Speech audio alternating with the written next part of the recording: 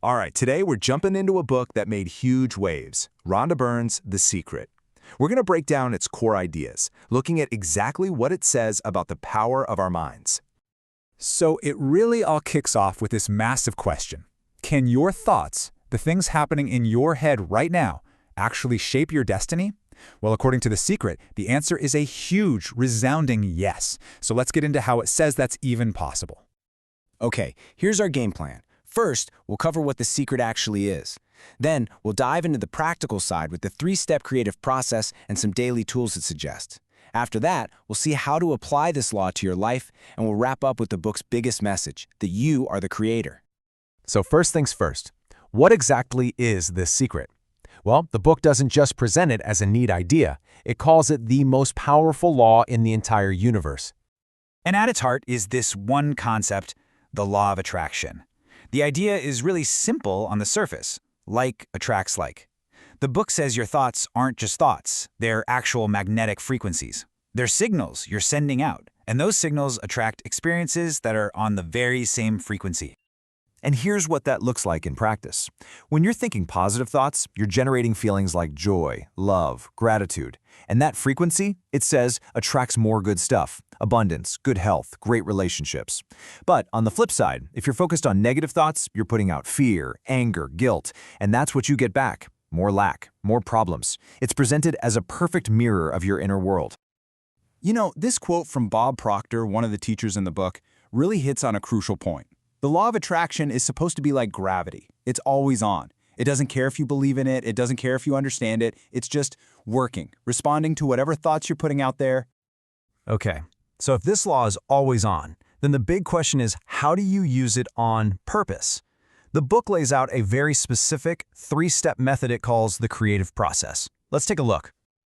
Here are the steps, nice and simple. First, you ask. That means you have to get super clear on what you actually want. And you ask the universe for it, ideally by writing it down in the present tense. Step 2 is to believe, and this is the big one. You have to act, speak, and think like you've already got it. You don't worry about how it's going to happen. That's not your job. And finally, step 3 is to receive. This is all about the feeling. You have to generate the feeling of joy and gratitude you would have if your desire were here right now. That feeling is what tunes your frequency to make you a match for it. To really drive home that belief step, the book brings in this incredible quote from Martin Luther King Jr. It's not about seeing the whole plan.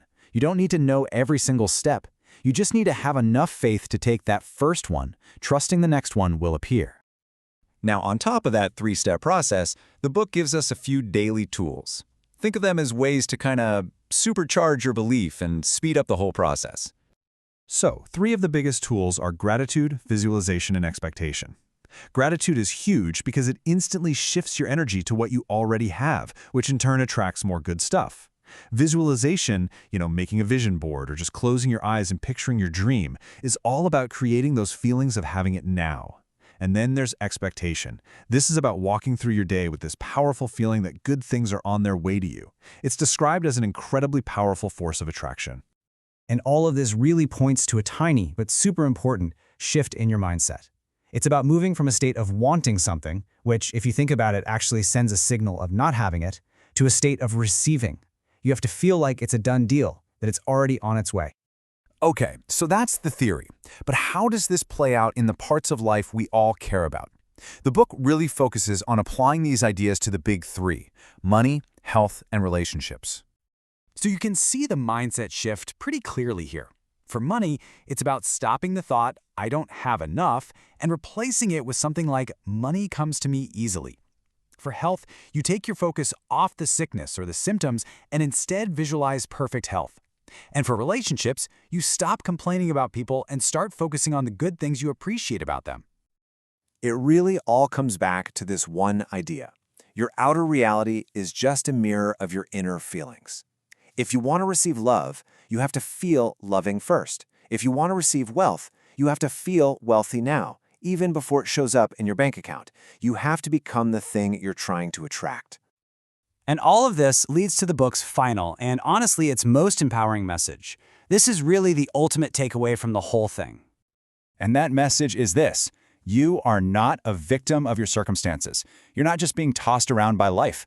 The book argues that because you are the master of your thoughts, and your thoughts create your life, you are, therefore, the creator of your own reality. The power is completely in your hands. This famous quote from Henry Ford just sums up the whole philosophy perfectly, doesn't it? It's all about belief. What you believe to be true, whether it's that you can or you can't, becomes your reality. So, the book leaves you with this final, really provocative question. If it's true, if your thoughts really do create your life, and you're the one holding the pen, what will you choose to create?